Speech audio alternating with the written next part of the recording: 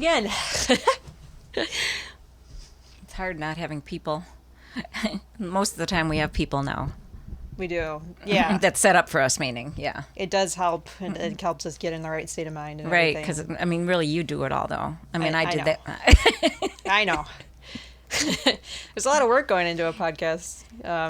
There's the video, there's the microphones, there's making sure we look nice. The lighting, the getting camera The ready. lighting, yeah. And not to We want mention it to look good for people. planning the topic.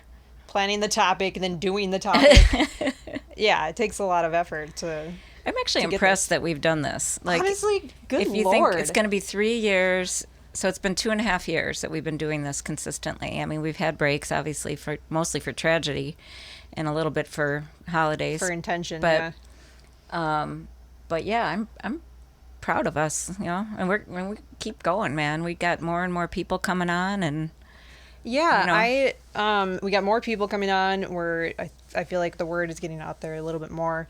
And it's just, when we're actually in the creative part of it, it's really satisfying and rewarding. Yes, I agree. Like when we're talking to people and having them open up about a story for the first time, and like seeing that it feels good for them to talk about it is actually really, really good. Which actually, maybe we could just launch right in. Sure. You know, hi everyone, welcome back to our podcast. No I'm more your niece. secrets, niece, and blah blah blah. You get it.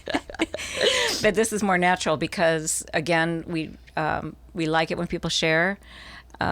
We feel like they like it, and it's like a big therapy session for them. Yes. We find that it takes a lot of people aren't comfortable sharing. We have had a lot of people that have expressed interest but then have backed out because they get nervous talking publicly about their traumas or the situations in their families or friends or whatever. We have had quite a few back out, you're right, or decide not to bring up a certain part of it at the end, you know? Right, and that's totally okay, and we try to respect those people, and we also respect the ones that do come on and want them to feel comfortable talking to us and to our audience. I'm finding a lot of times we have people that there's a certain part of their story they don't want to talk about, and then they end up talking about it.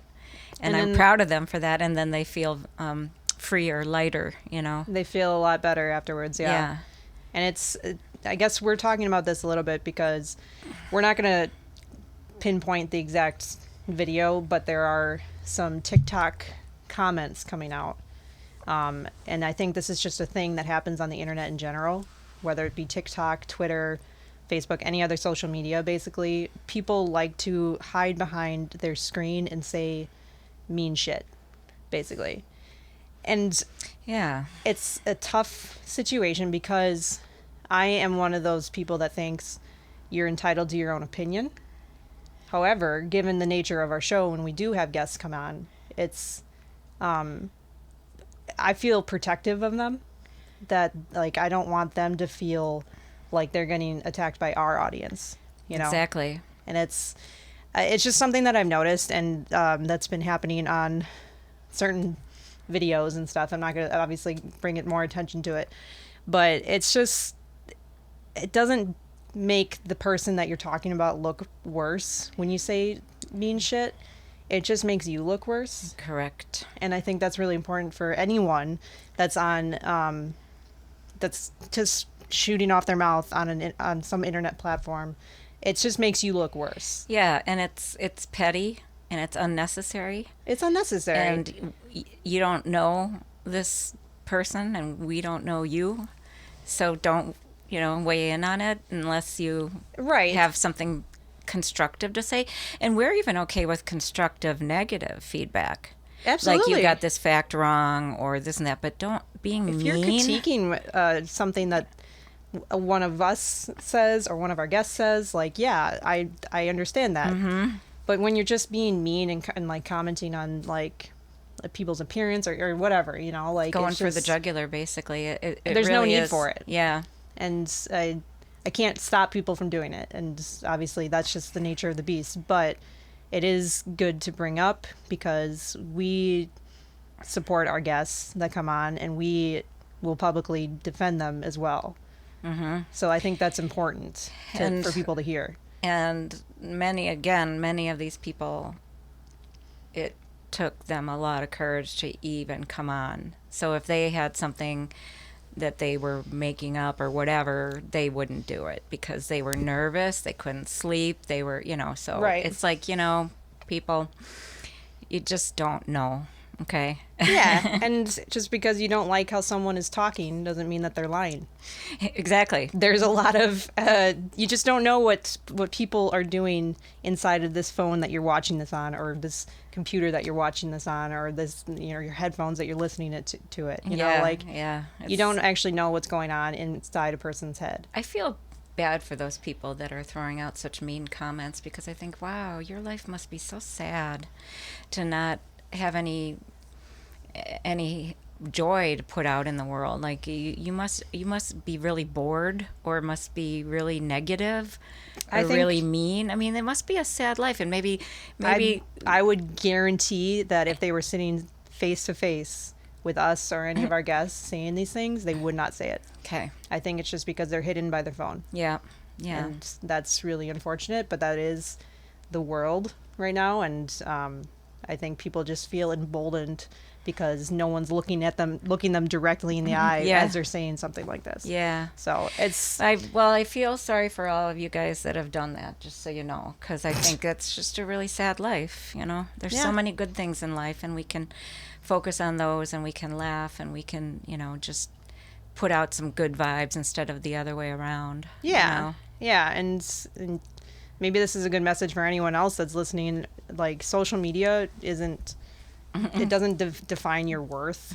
If people are like saying stupid shit on there, or if their life looks better on social media, it doesn't make your life any different just because they are saying some stupid shit. Yeah, exactly. Yeah, it doesn't have that much power, I guess, unless you let it, Right. What do you think about karma, though? That actually makes me think about that, and we've never really talked about that. Do you believe in karma? Do you believe in what you put out, you eventually get back, maybe in a different life? I do believe in karma. Yeah. Yeah. Good karma and bad karma. Yeah, and I think it's really bad karma to attack people. True. And you may find you're a squirrel in the next life getting attacked by a hawk. What, at the bottom of the food chain? I made that up because of Steve. We say that Steve wants to start his life over and come back, as a rock star or whatever. And my brother Steve said, Terry always says, well, the whole point of reincarnation is you're supposed to work on yourself all through your life to get to the highest level you can, and then come back and you can continue. He said, if you just give up and want to start over, you're going to come back as a squirrel. Okay, but to be fair, I think being a squirrel would be awesome. Well, that's true. Actually. I literally think that would be so fun, because have you seen them jump from a fence to a tree, or then they'd swing around and they have these really grippy hands? Yeah. I think it would be super fun. That's true. And I always thought maybe a bird too. A bird would be fun too, but yeah. I always think, wouldn't your arms get tired, Yeah, probably. That's probably why have they to rest. build up the strength a little bit, Yeah. They have rest days between their flies, I would love to just be able to fly, from one building to the next, just once. Oh my gosh, yeah. Kind of goes back to our conversation with lucid dreaming. If you can learn how to do it in your dream, you can kind of figure or experience it. Actually, I saw you having that conversation with Travis, and I didn't understand what that was, of course. On our Discord channel? Yes. What the hell are they talking about? Lucid dreaming, what is that? Did we talk about that on the show? We did. Yeah. Oh. I can tell you again, I was probably drunk. Yes, I think you were. It's where you can control the dreams that you have. Yeah. Bottoms up, baby. No, it's where you can control. You go into a dream and know that you're dreaming, and then you can kind of control it. Oh, I didn't know. Okay, yeah. And a lot of people choose, when they do it, they choose to fly, or things that you can't do in real life because you're dreaming, and you can do more in a dream. So, basically. But you and Travis were saying something more about actually directing the dream, I think. Is that what you guys were talking about? Yeah. Choosing the topic, like you just said. I think that's even a step further. It's not that you're just dreaming randomly. You're actually choosing to dream about this, but be able to remember it. Right. And while I can do a little bit of lucid dreaming, like we talked about on a previous episode, I can't do all of that, Is that something you can train yourself to do? Yes. Interesting. Supposedly. That's what people say. I wonder if that would be a form of therapy. I've heard. I mean, I would have to do more research on it, but I think that's what Travis was telling us, is that he did like a research paper on it and said that there's a lot of like mental health benefits and everything for it. So, speaking of Travis, I just want to do a shout out to you. For last week, we had a lot of technology problems, and he was cool as a cucumber. He was, yeah. Oh, actually, yeah. So we had technology problems for an hour before we had a guest on the show. You're right. You guys saw her. And we also during the show, Dunkel had to be like let out, or he was just getting whiny. So then Travis took him over to the other room. And oh my gosh, this was very funny to me because Dunkel, he's older and he's kind of blind, and so he's not really aware of things, and things startle him very quick. He's scared a lot, yeah. Yeah, he gets startled easily. But when he gets startled, he makes this like awful like old man high-pitched like yelp. I think it's kind of deep. I remember it being like, rah, rah, rah. Oh yeah, there's where both. He sounds like an old man like yelling at the TV or something, you know. Okay. And we were talking to our guest after the whole technology thing, and then I think this was also after the Zoom was then we had to upgrade Zoom in the middle of the podcast. We had to upgrade Zoom, which you guys probably all saw if you watched the last week's episode. But then we hear that noise that Dunkel makes, and I was like, oh my God, Travis just screamed out because Dunkel attacked him. And that's where my mind went. And then Mary obviously gets up and walks over I walked to check off the on show him. Because I knew it was Dunkel. I did not. And I was like, I thought she was checking on Travis. Oh, yeah. Travis was fine. But then Mary just comes back and is like, it's fine. It's fine. So then I just was like, what was that? I was laughing so hard because I was like, I thought Travis made this like terrible sound. And Travis was like, I would never do that from this. Or ever, period. If you guys, I don't know if it played back or not, if you can actually hear it, but it's really, it made me laugh so hard. And then I get stuck in my own head.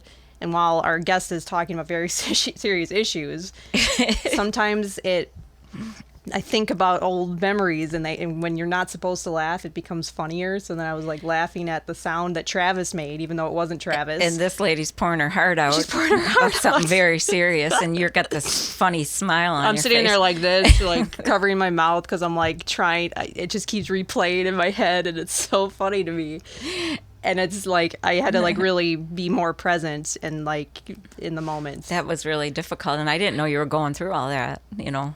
I know, I'm a professional. See? I know. Very I pulled my shit together, I think, pretty well. But my mind does work like that sometimes. Well, I actually listened to our first episode a while back. I just felt like I wanted to see how far we've come. Yeah. And there was a part in there when I was talking about the rapes of your dad. Yeah, I know what you're talking about. And you were laughing. And I said, what's going on? And you said, oh, sorry. I was just thinking about something funny, and I started to laugh. But you weren't laughing about my...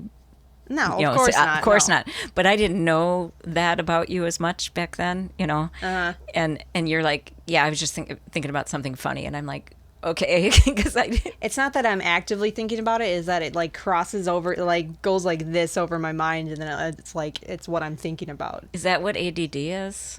Kind of, you get a little distracted. I don't know. Yeah. I don't even know if I have ADD because I've had therapists since my original diagnosis say that it's just anxiety.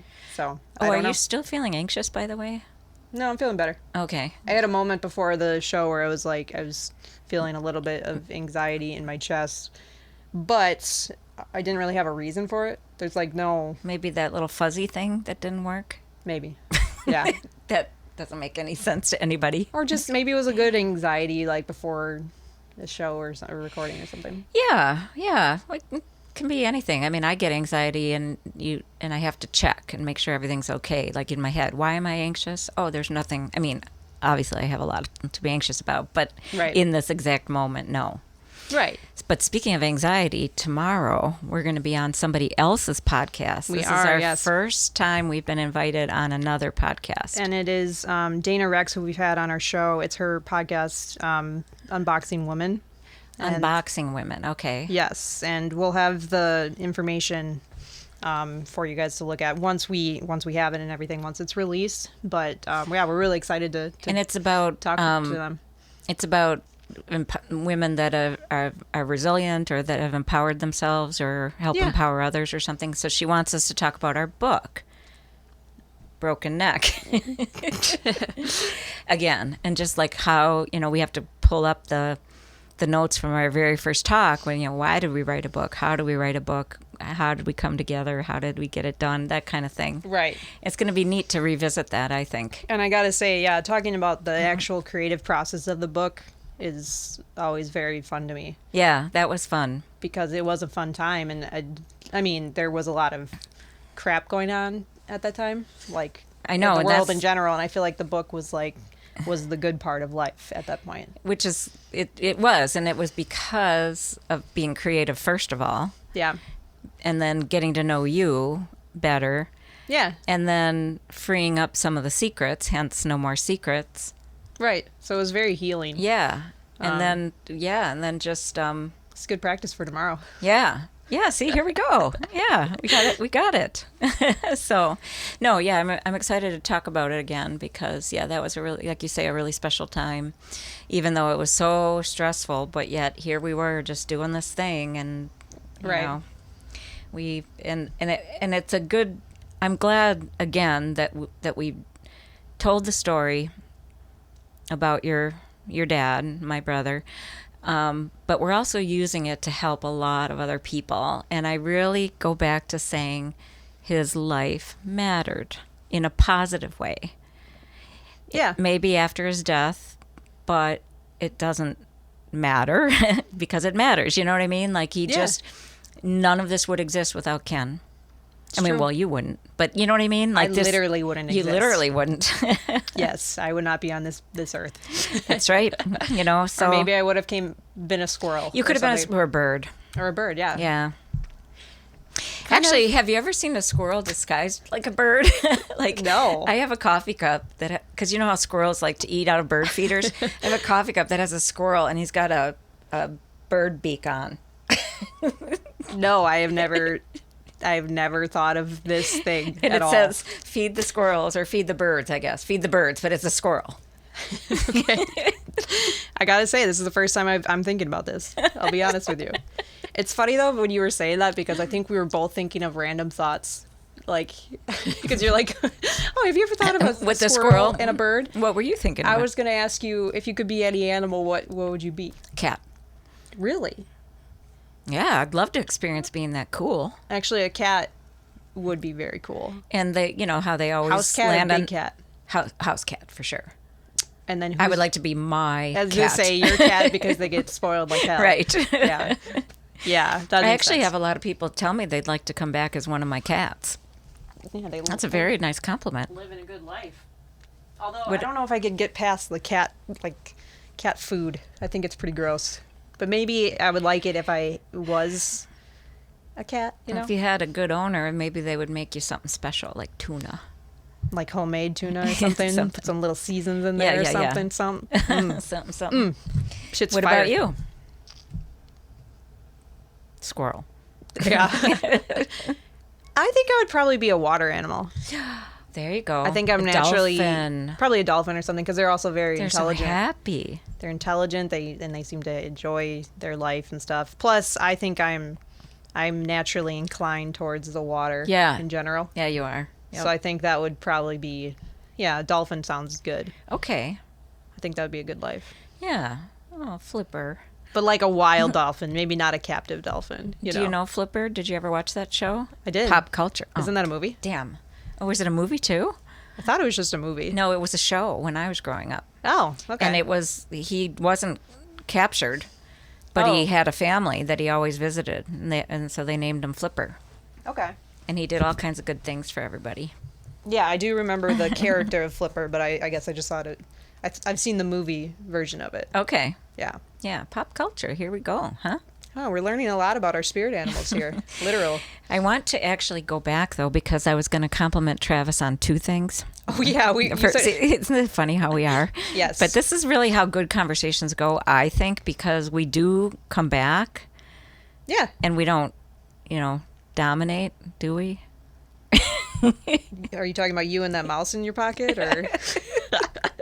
Wee. That's a Matt joke. I gotta give him credit for that. Oh my gosh. Every time I say, "Can we do something?" he'll be like, "You and that mouse in your pocket." Like it's usually about something like house related or whatever. Yeah, like we. Anyways, you were saying about Travis. Oh, Travis. So, but I also want to commend you, Travis, for the amount of work you've done on yourself since getting diagnosed with cancer. I'm going to look at you right now. Okay. You know, because he really, like, you think about all he's studied in terms of like lucid dreaming and different forms of therapy, and gone to therapy, and he's confronted death, and he's decided at age 30, not decided, he's actively worked on not being afraid of death. You know, because of the cancer, it's such an early diagnosis, he keeps coming up with more and more enlightening ways for self-improvement. And he talked about a couple of them for Terry. He just seems drawn to that, and maybe we should have him on as a guest again to talk about some of those therapeutic methods, because they sound really interesting. I'm sure he'd say yes. Yeah, so I'm just saying kudos to you, Travis. It hasn't gone unnoticed how much work you've done on yourself. I didn't know you before cancer, but it seems like that really was a game changer for you. But he made it. I'm talking to you, but he made it work. Like so many. He made it work. I know. For him, you know what I mean? Like he made lemonade out of lemons. He did, you know, he's all the self-improvement and all this life perspective, and at a young age, 30. Yay. Right. And I think you have a lot of that too from your traumas growing up and confronting them, though, not just burying them, and working them through and sharing and therapizing, and in whatever way you therapize. So I feel like go next generation, because that's how to get healthy. Yeah. And I think Travis and I have talked about this too, that we like to just surround ourselves with people that are bringing us up, you know, instead of pulling us down. And that gets more so, if you're a healthy person, that gets more so the more you move along the lifespan, you know. Right, yeah. But you're already there. Like a lot of people your age, they don't even realize they're around toxic people.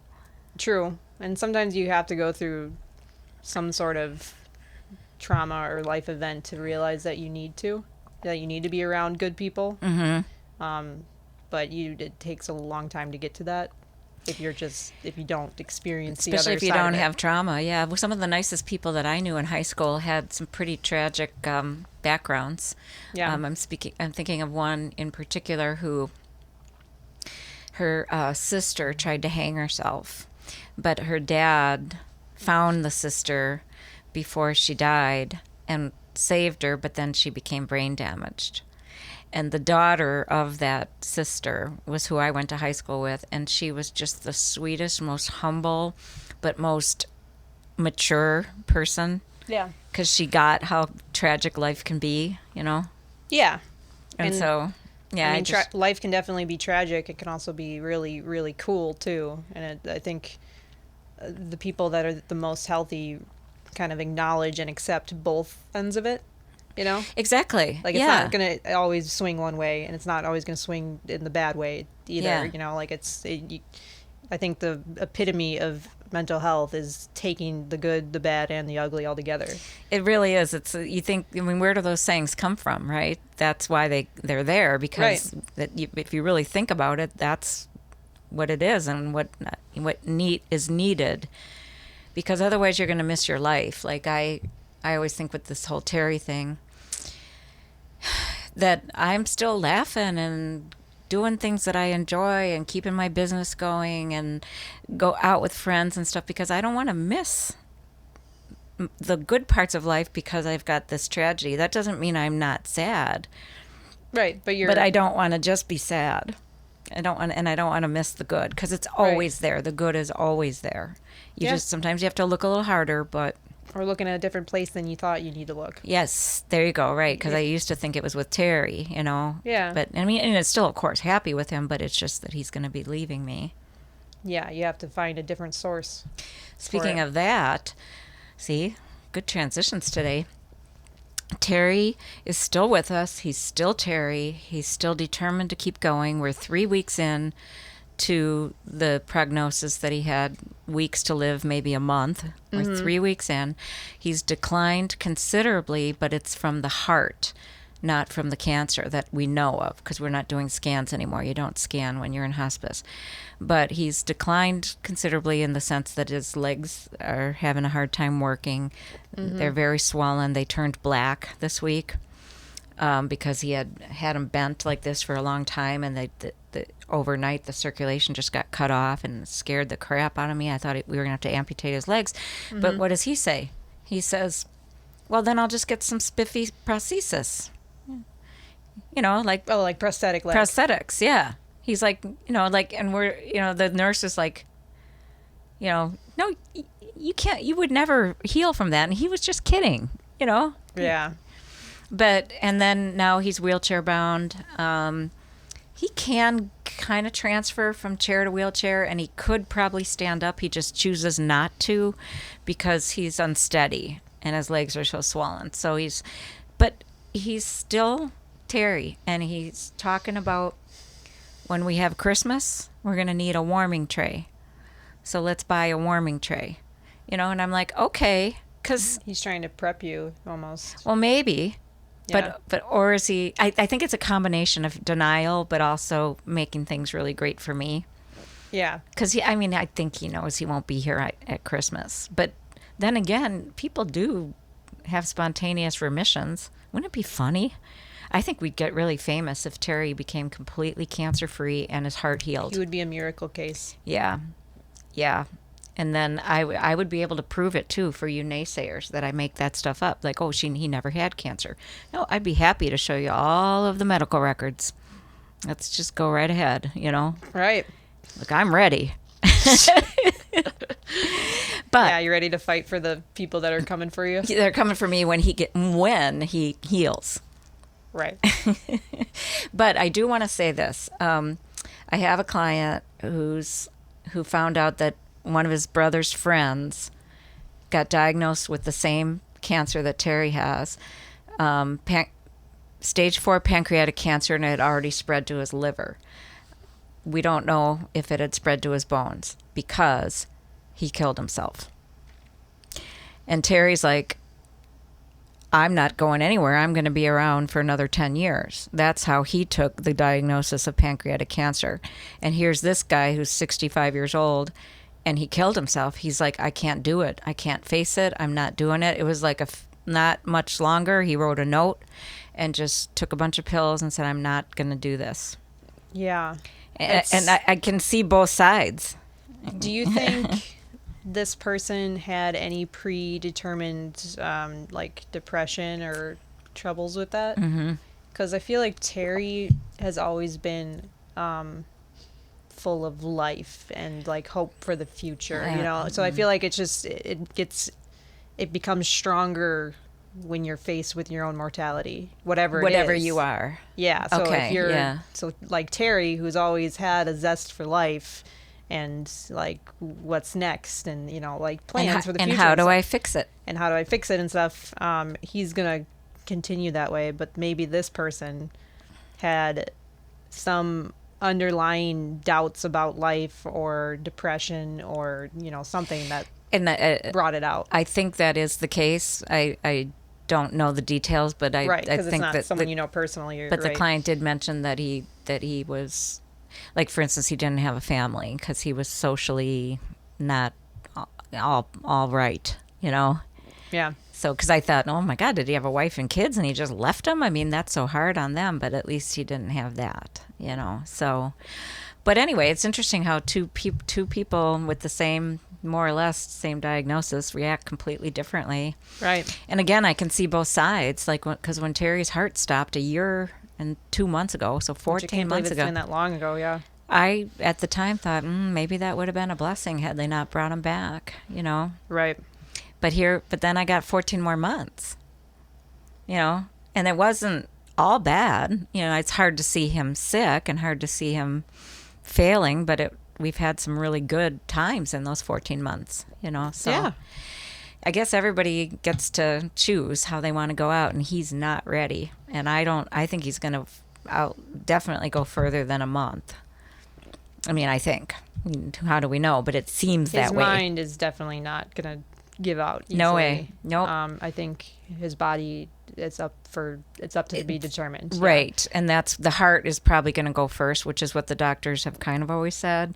Yeah, because cancer, even at the end of life, can take months. Exactly. A long time. Yeah. But yet his heart is failing. It's obvious. His legs are this big around. If he doesn't keep them up, they turn blue and then eventually black. He can't walk. Definitely he's cold. Yeah. So it's the heart, but I kind of feel like that, again, would be a better way to die, is to have your heart just shut off in the night versus waiting for the cancer to get so painful that you're suffering. Even with medication, you can't always control the pain. Right. It's a very terrible way to go out. Yeah, as you know from your friend who died of the brain tumor. Yeah, I mean, also Grandma. And Grandma was in pain, yeah. I'll never forget going to Grandma's deathbed and seeing her writhing in pain. Yeah, just like, and... It's something that stays with you. Yes. Yeah, and it doesn't look like it is painless at all. It's not like... Love Story or Brian's Song, where they look so nice on their deathbed and they say all their goodbyes and they just go to sleep. No. Not always. Sometimes. Yeah, that does happen, but there's a very ugly version of cancer out there that's many of us will see. Hopefully hopefully you don't, but many of us will. Yeah, and I really have come to hate cancer. And one of the doctors said, why are we in 2022 and we still don't know how to cure it? All we do is treat. I mean, obviously they cure some, but meaning it seems like there should be like a vaccine for cancer. You would think. We put all that money into COVID and came up with that lickety split. Right. Yeah. And then, but cancer? We're still here. And this is probably stuff that's way over our head medically. Like, we don't know. I know. The whole details and stuff, but still, it's like. It's just frustrating, though. It doesn't make sense. And she was especially frustrated that this particular cancer, pancreatic, because usually you don't know it's there until it's spread. And she just feels like, why can't we have screenings paid for by insurance of the cancers that don't present themselves until they've spread, like ovarian or something like that? So why, because we have colonoscopies and those are paid for. Yeah. And that saves a lot of lives. Same with mammograms. Why can't we have scans of the organs that are paid for, especially the ones like pancreatic that you have no symptoms until it's gone to a different organ? Yeah, I don't know. Yeah, so that was her frustration, and that was one of Terry's doctors, oncologists. So, and she expressed that to us, and she said, "I'm sorry," even though it wasn't her fault, but she's sorry for the whole research community that we can't somehow, or insurance community for that matter, come up with a way to scan for some of these really aggressive cancers that that we don't already scan for. Right. And I don't know if you know, but now insurance will pay for, Terry's dad died of pancreatic cancer, and insurance will pay for scans of a child or a close relative of somebody, for instance, with this type of cancer. They will pay for you to get scanned for pancreatic cancer every year.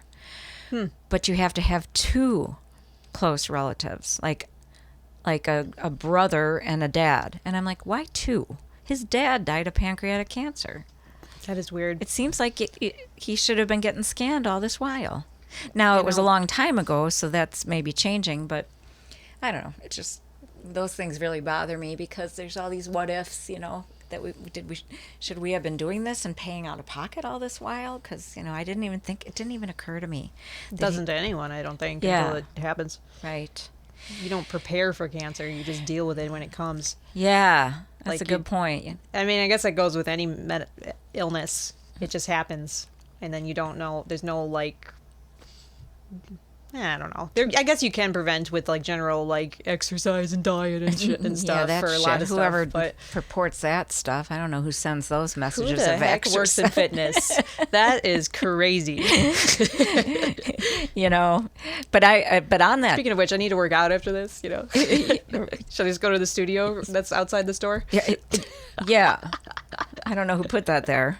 It's really weird. Yeah. But I always tell people, actually with fitness, and I don't know how you feel about this, but a lot of people say to me in my career that why do marathon runners die at age 50 of a heart attack? What's the point of doing fitness and eating healthy? And I said, I have never, ever shared the message that you are doing fitness to live longer. It's to live better while you're alive. I like that. Yeah, but not longer. Also, isn't there a thing of like over fitness? Like marathons really aren't good for your body. Yeah, true. There is that. Yep. I know that you're being active and stuff, but it is not natural for any human to run 26 miles. I just several times in their some people do them like chronic 3-4 times a year. Runners that's not a natural thing for the body to be able to do. Mm-hmm. That's great that you're pushing yourself to do it, but it's not like it's the epitome of health, I would say. No, that's pretty extreme. It's certainly not moderation and balance. Yeah, I don't think so. But it is interesting though that we are pushed. A lot of people do push that message of if you work out and eat well, you'll live a long life, and that's just not the case. It's not true. But I just want to live a better life while I'm here, because I feel crappy when I don't work out. My body hurts in a different way. And I don't have as much energy, so I do it so that today is good. Yeah. Definitely. I just think of this is kind of cancer related and also the health thing. But because I've had 2 friends that passed away from brain cancer already that were basically my age. One of them was a health nut, ate chicken and broccoli at every meal. He would even go, every time we went to a restaurant, he would order that specially. Wow, even though they didn't have steamed too. Yeah. Yeah. And he gets cancer and dies at 30. Wow. It's... Right. See, there's no guarantees. It's all relative. And so if he was eating chicken and broccoli because that made him feel good in the moment, that's different. But was he doing it to prevent cancer? No, it was just his life. That's how it was his lifestyle. He just like that. Yeah. Well, he was a health nut. He worked out a lot. He was always very muscular and stuff too. So... Yeah, you just don't know. But speaking of working out, look at how good a shape Katie's getting into. Oh. Don't worry, you'll get there. Go on.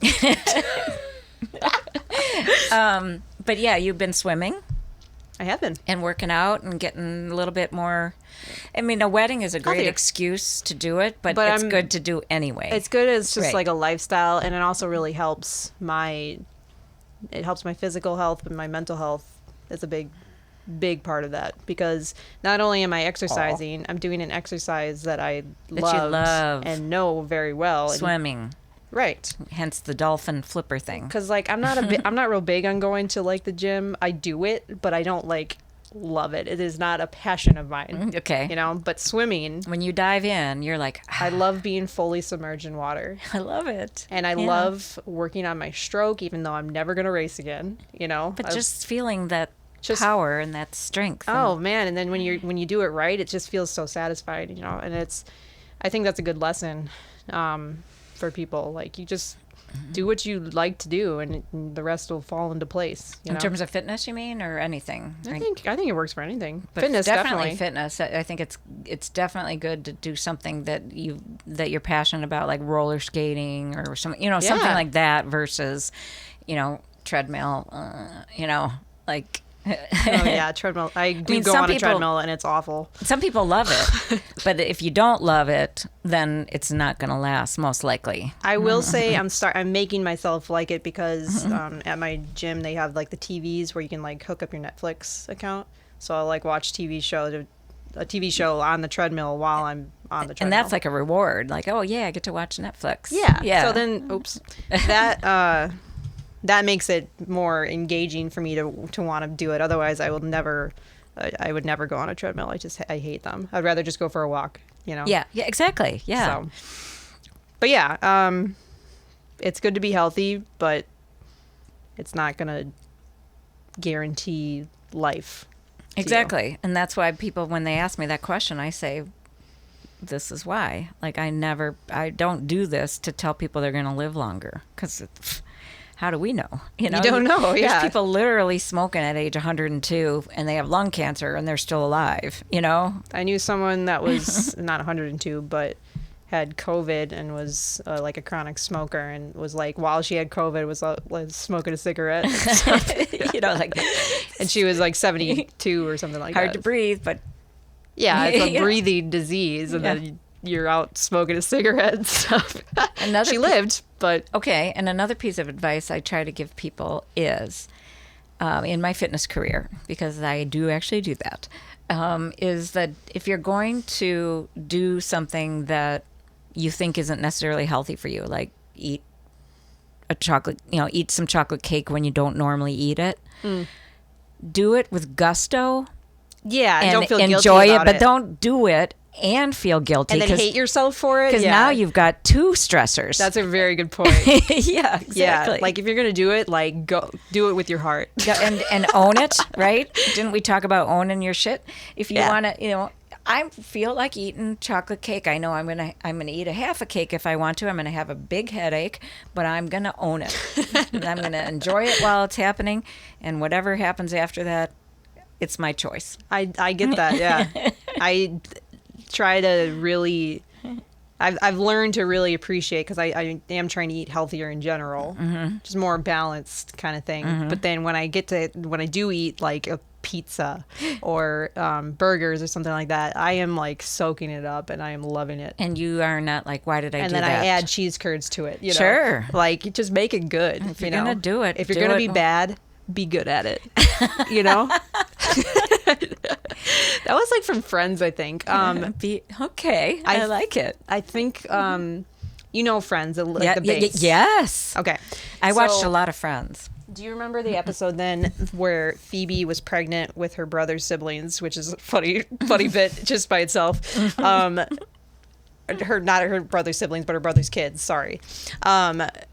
And she... Oh, I didn't even catch that. I'm like, yeah. But you knew what I was talking about, yeah. She was craving meat because she was pregnant. Okay. And she's a vegetarian. And she felt so guilty about eating this meat. And she started to eat like a sandwich, because she would like out of someone's like hand. Like they were putting it into their mouth, and she like takes a bite of it. And then Joey coaches her and says like... No. You can't be eating this like sandwich with meat in it if you're going to eat meat.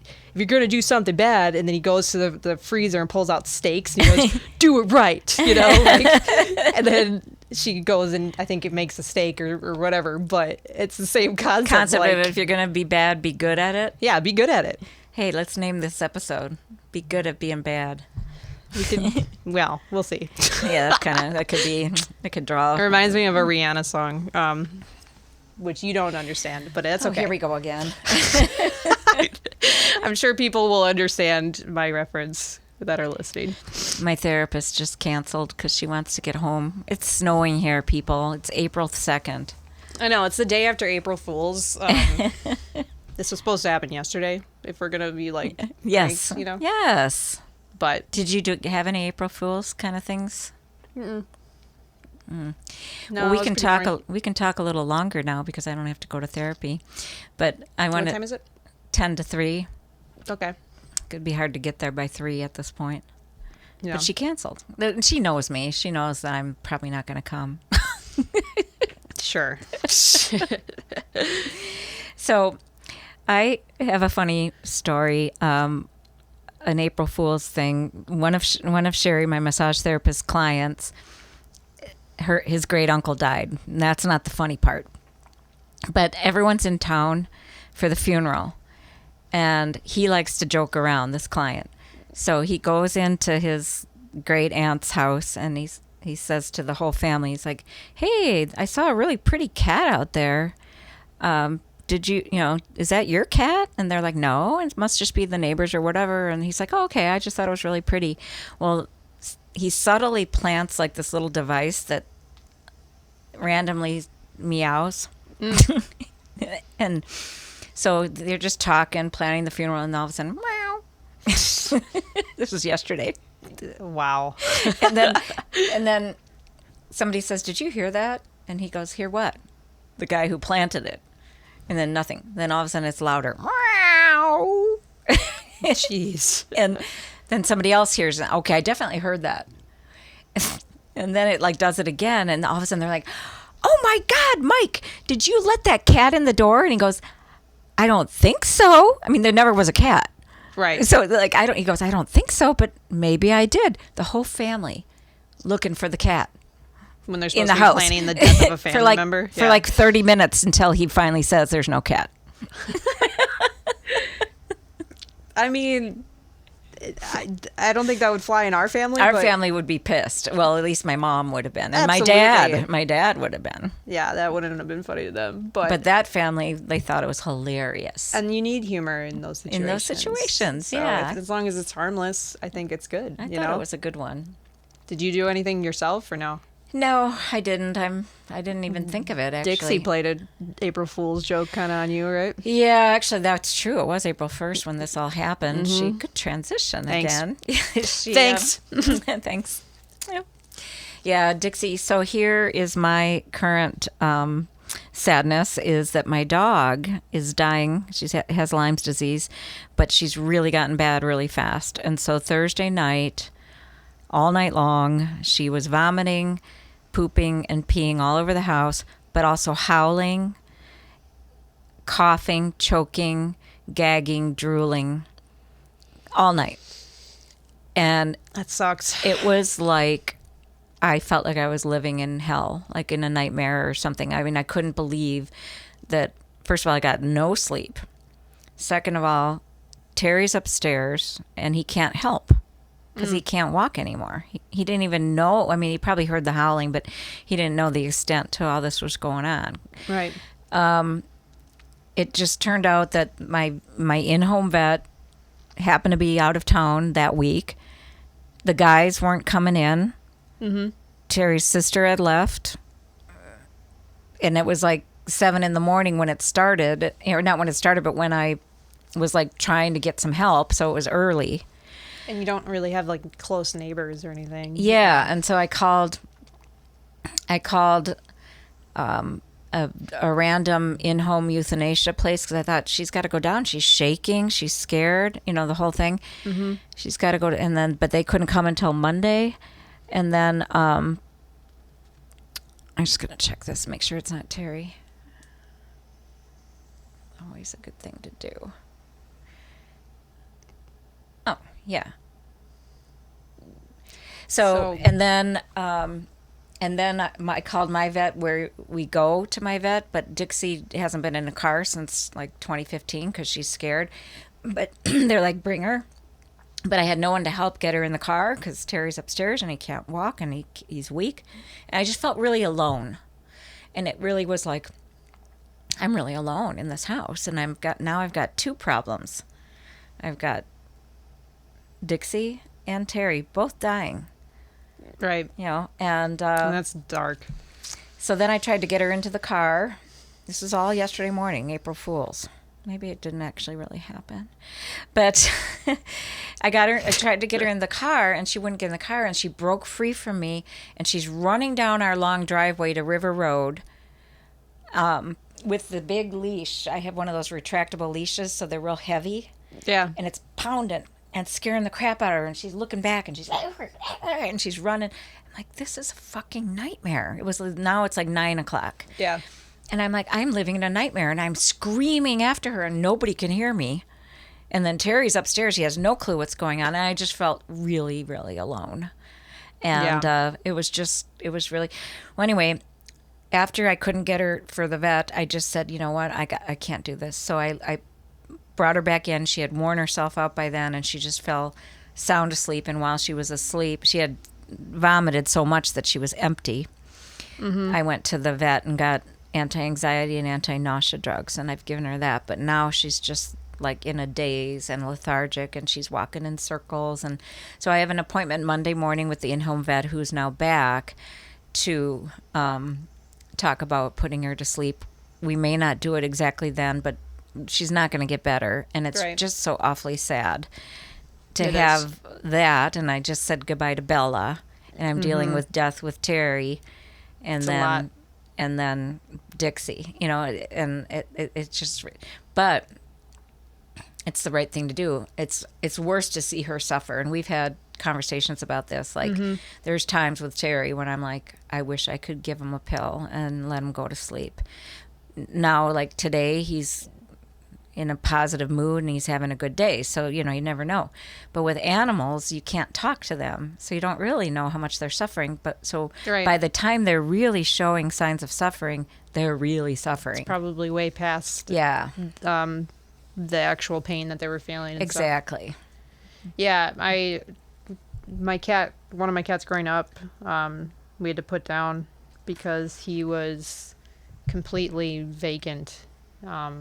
Like mentally, physically he was still there, but he didn't react to anything around him. His eyes were just like kind of like unfocused, looking off into the distance. If we picked him up, he wouldn't like struggle when he was an affectionate cat, but not overly affectionate. Like he would only when he wanted it. Yeah. And he just was gone, and that was about the time where we had to put him down. Obviously, that wasn't my own pet. I mean, yes, I grew up with him, but it's a little different when it's like this is the pet that you choose to get, versus the pet that your parents chose to get.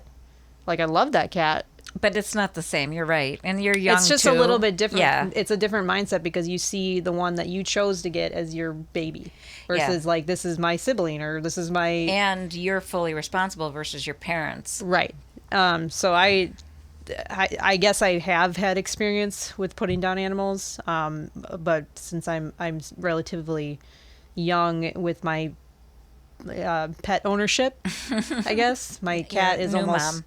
I'm a new mom. Fairly new mom, yeah. He's almost 3, and that's very young for a cat. 2 years ago? Yeah. In April.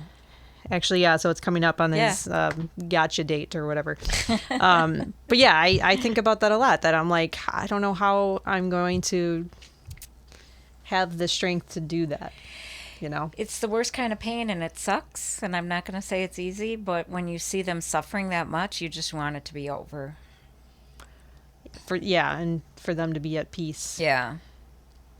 Hopefully you don't have to worry about that for a very long time. That's the plan. Yeah. And yes, hopefully that is the case. But you think about it because you're like, oh man, I actually have to be responsible for this little guy. Sometimes they just die at home. Like my cat Ebony, she was 21. She got skinny and everything, but all of a sudden 21 is a long, healthy life for a cat. But I didn't have to make the decision. She just curled up one day and didn't wake up. It was fantastic. Right. And the same with we had a Tinkerbell, and she just died under the porch wicker. And just went off and said, "Okay, I'm done now." I've heard that when they do die at home, that's what they do. They go and hide go somewhere. Yeah. Yeah, like private kind of. But I got time, and you got to enjoy the life that you have with them while you can. And it's the worst part about pets is that they don't live very long, right? So whenever you get a pet, I guess your hope is that you're going to outlive them, right? Because you don't want them to also be without you. Like, you don't want to die on them. But that means you're going to be facing their death. It is better for you to face their death versus them to face your death. And then every time I have to put one down, when they die peacefully, that's different than when I have to make that choice. I say no more, and I'm not going to get any more animals. And like within a day, I usually find another one, like this guy. Right. Yeah, I think you have another addiction. Yep. But you know what? It's what I was saying. The good stuff is always out there. If you can help an animal.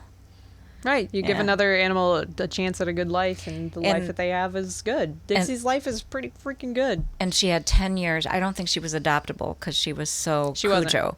And she was adopted and returned, and she was abused, and there would be nobody that would, for 10 years, I have never not been home overnight. For 10 solid years. I have never not gone there because of Dixie. I've never left her with a care person. Well, I guess you took care of her when we went to a funeral, but we didn't stay overnight. Right. But I've never taken her to a kennel. She would be terrified. I've never taken her in the car except for when we moved, which was 2015. She is a case where you gave her the best life that she could have had. Exactly. Because it's... And she's 12. So she that had is a long. It's good for long dog life. And a bigger dog, and also she's so nervous that tends to wear on you and maybe cut off a couple years. And, I mean, she got to live with the big yard to run in where she could chase after people when they drove in, Oh, yeah. Great. She loved to circle my car every time I drove in. And then that, I mean... like, just circling it, like, not thinking, oh, yeah, I'm in a car and could crush her. Nope. And she runs underneath it, Yep, she'd go right in front of it. Yep. Barking, trying to act all, like, tough and threatening and stuff. But then, like, get out of here, Dixie. Come on. You're not scary to me. And that was only when I'm around, right? Mm-hmm. And then when you weren't around, she sat on a couch and cowered. But she did let me pet her, and you got close to her. I think I did, and I love Dixie. Mm-hmm. I think she was a really sweet soul once she got past that really scary charging at you moment and with those eyes, with the teeth bared. Looks like she's going to maul you to death kind of thing, but then there's really a lovable thing underneath that. You just got to break through for like a year or two. Yeah, I worked with her every single day when you were gone. So when she was not growling, this is when she was, more cowering. Mm-hmm. I would go and like sit next to her on the couch, and at first I would just sit there and she'd be like... She wouldn't quite look at me, but she would look over, like, in my direction and like this. And then I started to, like, pet her, and she wouldn't accept it. She never accepted that when you weren't home, which is kind of interesting. Oh. But she would let me do it, but she wouldn't, like, relax. Okay. And then when you got home, she would growl for a bit, but then she would, like, she started slowly to loosen up because she felt more confident when you were home in general. So that's interesting. Okay, I didn't realize that part. And then eventually I got to the point where I was like on the ground and playing with her, and I remember like I was literally like just messing around. I wasn't even worried at this point. I literally put my arm around her, and she goes up and licks my face. I couldn't believe that. I saw that. You did. Yeah. And I was amazed. I think you were amazed. And then I wasn't concerned at all that anything was gonna happen because she was relaxed. Yeah. She was like actually becoming a dog, and it was really rewarding, That was huge. Yeah. Yeah. Well, I kind of like that we're eulogizing Dixie while she's still alive, kind of how we did with Terry. Right. So they're part of the family. Yeah. Both of them. I lived with both of them, and they were a good part of my life for however long. I mean, that was probably a couple of years that I was coming over to your house before living with you. Exactly. Yeah. So I was familiar. Yeah, you were probably the closest anybody ever came from the outside of getting close to Dixie. You know, because I mean, other people, first of all, they didn't try, but also, I guess you were around enough for her to have the opportunity to. Mm-hmm. But that's all gone now. Like Lydia vacuums around her while she's on the couch, and she doesn't even lift her head. Oh, poor thing. That's how bad it is. So, yeah. Well, on a positive note, though, look at that. Another good transition. Terry's daughter and daughter's fiance and their child, Will, are visiting, and they're now coming every week to do that. But they brought Terry's ex-wife and Terry's daughter's mother with them. And I just think it's beautiful because they're there, and I was already going to be gone anyway, but I wouldn't want to be there for that. There's no, it's not awkward or anything for me. It's more just I want them to have a moment together as a family with Will, with the baby. Yeah. With the biological grandmother and grandfather, the biological child and the biological grandchild, and then, of course, the father of the child. Right. And it's like good for her that she actually asked Megan, can I come see your dad before he passes? Yeah. And so that's what's happening right now. And that's what I'm saying about, because there was so much ugliness and bitterness both ways. I'm sure. It was a really nasty divorce, really and it was painful to get divorced in general, I think. And it was decades of that and decades of bitterness, and Megan felt in the middle. And, you know, because one would badmouth to Megan, the other would badmouth to Meg, you know, so it was always like, no, that's my mom, that's my dad. And here we are, you know, never say never. We would never invite Terry's ex over to hang. But under these circumstances, we do, and everybody's open to it, and it creates a great memory, and they can take pictures so that we'll see both his biological grandparents together. Yeah. You know? Yeah, that's important. Yeah. It's good to have like that closure kind of at the end of life. That's what it is. And so I'm happy, and I'm also happy to not be there, because not even because of that situation, but I just need to get out of there. Sometimes I need to get out more than I have been getting out, because it's so sad between Dixie and Terry. So, yeah, it's good for your sanity, I think, to leave. Yeah, and we have a lot more help coming starting tomorrow.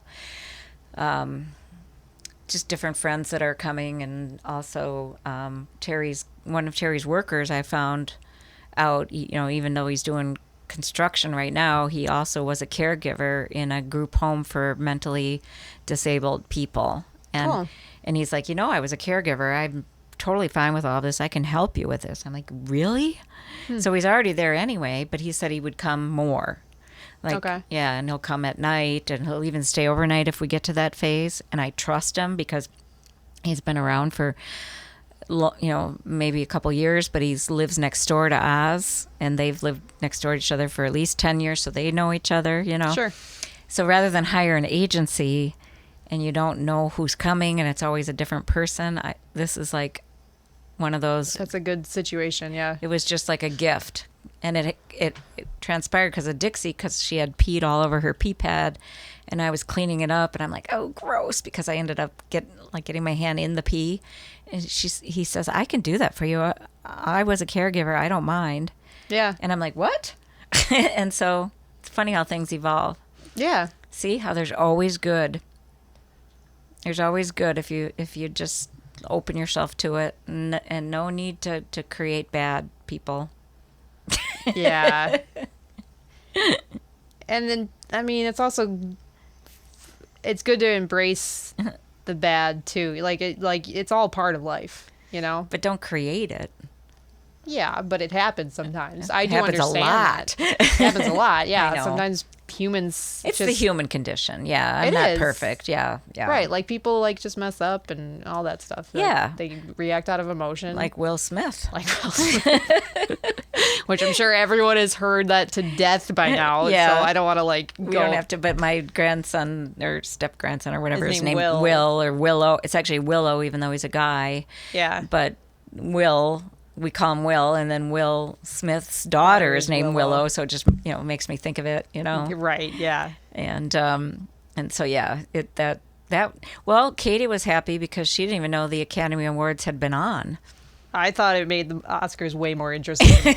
I honestly get very bored with them. I can't really watch the whole thing. I think it's very, and that's no offense to anyone that likes it or that is trying to be on the Oscars or whatever, but it can be very boring. It can be a long, tedious night. Yeah, you need a little drama. I know there was like a few years ago there was a little something that happened too where they said the wrong name for Best Picture. That's right. I remember. Oh yeah. they said it was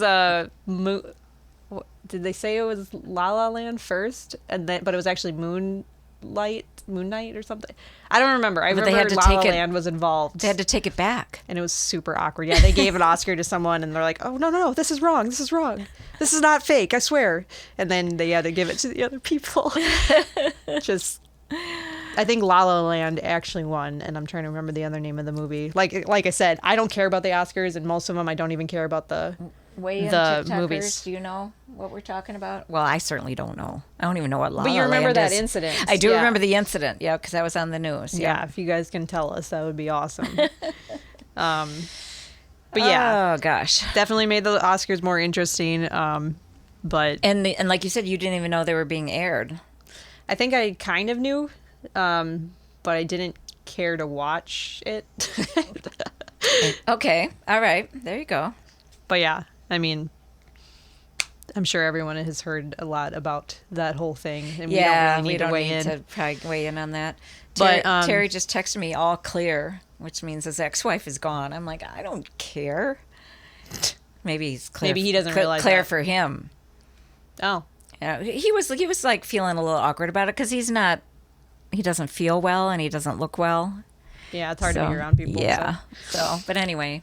Yeah. So good episode again. Good talk. I don't even know how long it's been. I'm just kidding. I think we can wrap it up. And I like how we just sort of randomly started again. This is the second time that we've done that. We didn't even realize we did it the first time. Right. But we just started talking. It just happens. Yep. Sometimes you just need to have normal conversations with a camera in your face and lots of lights. Yeah, this is so natural. I think the things that we say is natural. Definitely. But then it's like, whoa. But the setting, is not natural. But I do like our new look. That happened last summer, and I feel like we did a good job, especially the color of the wall. The whole color scheme, I think anyways. Credit to the niece. My job.